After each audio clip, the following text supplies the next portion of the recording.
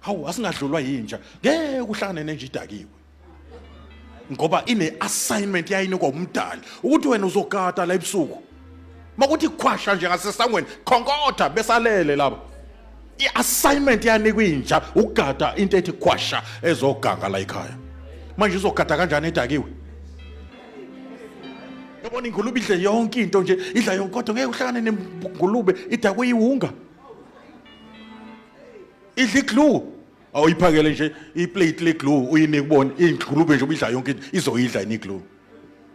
umuntu mayilahlekelene noNkulunkulu wehla azadlule kwi-level yesilwane kungcono ukuhlangana nenje ebusuku kunokuhlangana nomuntu oxabene noNkulunkulu ngoba uhlangane nesilwane esikhulu kunelwane oh nisekhona yini kuhlangane nesilwane sidlwe ngulesinye siqede sesibulale yabona kodwa umuntu oxabene noNkulunkulu uxabene futhi nendalo kaNkulunkulu xabene nayo yonke into uyingozi kuye nasemphakathini uyisilwane ufuza uSathane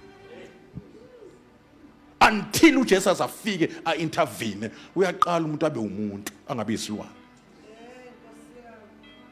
nisekhona la endlini so silethe uJesu ke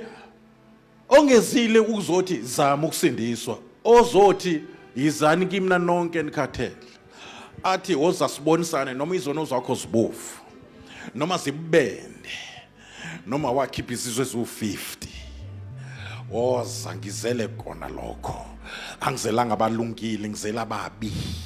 ukuba basindiswe ngizele udeliwe wakwabonakala uJesu ngenye imini edla nezoni kusho ukuthi kuba uJesu ubesabonakala ngesidumbu sakhe kulezi insuku ngabe umuntu ojwayele ukubonakala nako mathaveni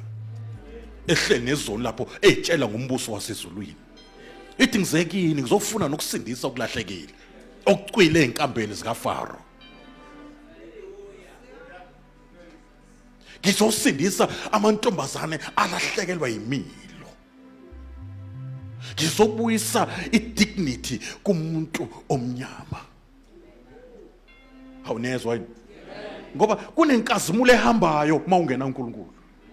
na uJesu Kristu ke ufika ke manje yena ephethe inkululeko yokukhulula ebugqilini bukaSathane ebugqilini besono ebugqilini benyama ebugqilini bengqondo efile lithi iBhayibheli ufikile uKristu asinika ingqondo hayi ukufunda uphasa esikoleni ngoba uyaphasa noma uyisoni esikoleni kodwa ingqondo yokuhlwanisa okuyintando nangesona intando kaNkulunkulu okuhle nokubi bathi beshona le ontanga yakho ububheka le uphambane netraffic ngoba kusile engqondweni